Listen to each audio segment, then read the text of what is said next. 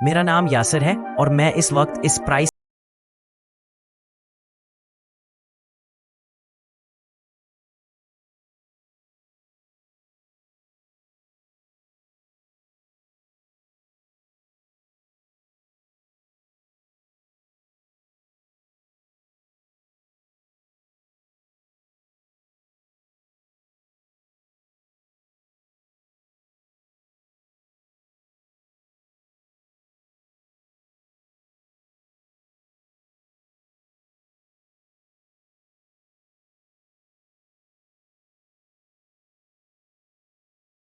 और मैं हमेशा के लिए इस अंधेरे में दफन हो जाऊंगा। वो सुर्ख रोशनी इतनी तेज थी कि मेरी आंखें छांद गईं। मैंने दर्द से अपना मुंह दोनों हाथों से छुपा लिया।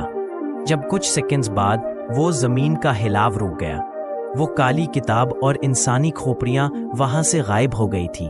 उनकी जगह एक खुफिया चौर दरवाजा खुल गया था, जिसके अंदर से एक ठंडी और नीली धुंध बाहर आ रही थी। मेरे पास वापस जाने का कोई रास्ता नहीं था। मैंने सोचा शायद यहीं बाहर निकलने का रास्ता है। जब मैं इस तरेक और खुफिया सुरंग में घुस गया, पीछे से वो भारी पत्थर की दीवार एक जोरदार धमाके से बंद हो गई। यह सब कुछ इतना सस्पेंसफुल था, जैसे कुछ होने वाला है। मैंने तय किया कि मुझे आगे बढ़ना होगा। क्या मुझे इस टनल में कुछ मिलने वाला है? पीछे का रास्ता हमेशा के लिए बंद होने के बाद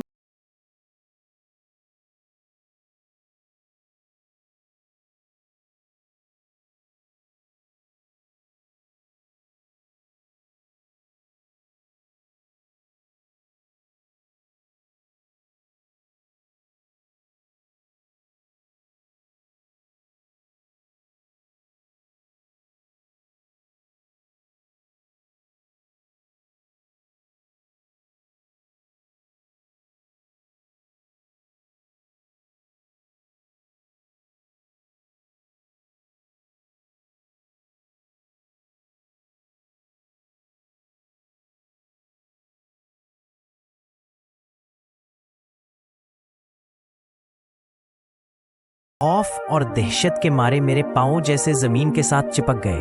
मैं बिल्कुल सख्त खड़ा रहा। इस हिलती हुई कब्र की मिट्टी अचानक बीच से फटी। उसके अंदर से एक सड़ा हुआ गोश्त से खाली हाथ बाहर निकला। वो भयानक हाथ आहिस्ता आहिस्ता ऊपर आया और उसने कब्र के पास लगी इस काली मोमबत्ती को पकड़ लिया।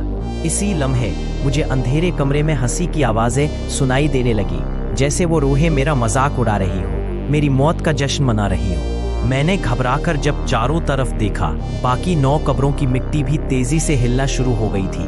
आगे क्या हुआ? अब वहां एक सेकंड के लिए भी रुकना अपनी जान से हाथ धोना था। मैंने अपनी जिंदगी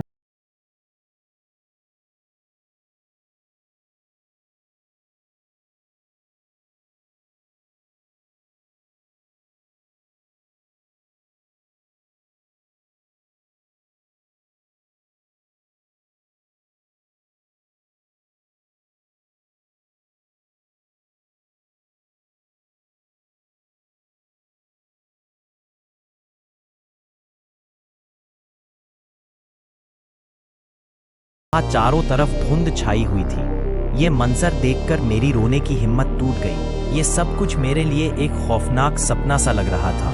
मुझे समझ नहीं आ रहा था कि मैं क्या करूं। रात के ठीक 2 बज रहे थे और आसमान पर पूरा चांद चमक रहा था, लेकिन इसकी चांदनी भी इस गहरी धुंध को कम नहीं कर पा रही थी। मैं उन पुरानी कब्रों के बीच से गुजरकर गांव की तरफ भाग रहा था।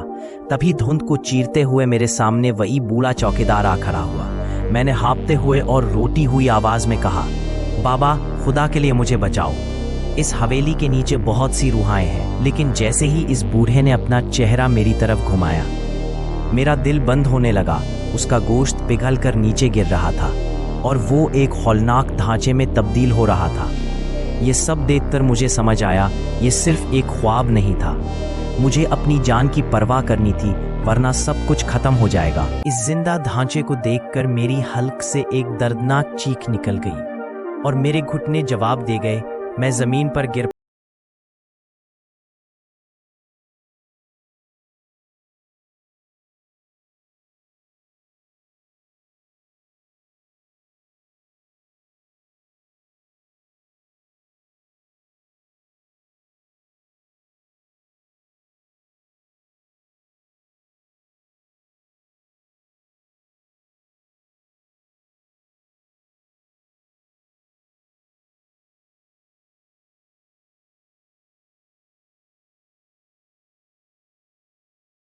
सब सिर्फ एक ख्वाब है। वो कुतबा देखते ही मेरी आंखों के सामने अंधेरा छाने लगा और मेरे सर में शदीद दर्द होने लगा। अचानक मेरे जहन में माजी की वो धुंधली यादें चलने लगी। 30 साल पहले मैं वाकई इस हवेली के अंदर एक रिपोर्टर बनकर आया था और उस जादूगर ने मुझे पकड़कर मेरी कुर्बानी दी थी। मेरी रूह को इसी गांव में भटकने के लिए कैद कर दिया था। मैं कोई जिंदा इंसान नहीं था जो बाइक पर आया था, बल्कि मैं खुद एक रूह था जो 30 सालों से वैसा ही जी रहा था। लेकिन सवाल ये था, अगर मैं एक रूह था तो ये हवेली मुझसे अब क्या चाहती थी? जैसे ही मुझे इस हौलनाक सच्चाई का इल्म हुआ और मेरा वहम टूटा, कब्रिस्तान की जमीन एक तेज धमाके से फटी और उसके अंदर से वही काला जादूगर नुमाया हुआ। उसका चेहरा एक सियाह लबादे में छुपा था, उसकी आंखें दहकते हुए अंगारों की तरह लाल थीं और उसके हाथ में एक जादुई इंसानी हड्डी की छड़ी थी। उसने एक भयानक कहकह लगाया, यासिर, तुमने 30 साल बाद अपना सच तो जान लिया, लेकिन अब तुम्हारी रूह हमेशा के लिए मेरी इस कली किताब में कैद हो जाएगी। उसने अपनी छड़ी हवा में लहराई और एक काला खौफनाक तूफान मेरी तरफ बढ़ने लगा। वो काला तूफान मेरी तरफ बढ़ रहा था, लेकिन अब मेरे दिल से मौत का डर खत्म हो चुका था, क्योंकि मैं जान चुका था कि मैं पहले ही मर चुका हूँ। अगरचे मैं एक रूह था, लेकिन मेरे अंदर अब भी एक सच्चा रिपोर्टर का अज़्म था। मैंने अपने अंदर की सारी रूहानी ताकत को इकट्ठा किया और भागते हुए उस जादूगर की तरफ कदम बढ़ाए। मुझे मालूम था कि अगर मैंने इस तूफान का सामना किया तो मैं सिर्फ खुद को नहीं बल्कि इस गांव को भी आज़ाद कर सकता हूँ। मैंने अपनी आंखें बांध की और इस अंधे तूफान के अंदर छलांग लगा दी। मेरा नाम यासिर है। मैं उस काले तूफान के अंदर चला गया था जो उस जादूगर ने मेरी तरफ भेजा था। तूफान के अंदर का मंजर रूह कांप देने वाला था। मुझे ऐसा लगा जैसे हजारों चुड़ैलों की चीखें। वो तूफान मेरी रूह को खींच रहा था, लेकिन मैंने हार नहीं मानी। मैंने अपनी आंखें बंद की और अपने अंदर की सारी सच्चाई। जैसे ही मैंने अपने हाथ आगे बढ़ाए, मेरी रूह से एक तेज नीली रोशनी निकली जिसने उस काले तूफान को बीच से चीर दिया। जब तूफान थमा तो मैं जादूगर के बिल्कुल सामने खड़ा था और उसके चेहरे पर अब डर साफ दिख रहा था। मैंने सच के लिए जान गुनाई और आज रूह बनकर खुद को इस तूफान के हवाले कर दिया। लेकिन ये मेरा इख्तिताम नहीं, मेरी आखिरी जंग का आगाज है। तूफान के इस पार मेरा क्या अंजाम होगा? क्या मैं गांव को बचा पाऊंगा? ये सब आज देखेंगे हिस्सा 3 में। मैं हूँ यासिर, और अगर आप मेरे अंजाम तक मेरे साथ चलना चाहते हैं तो अपने चैनल यासिर वॉइस को अभी सब्सक्राइब करें। मिलते हैं हिस्सा 3 में। खुदा हाफिज।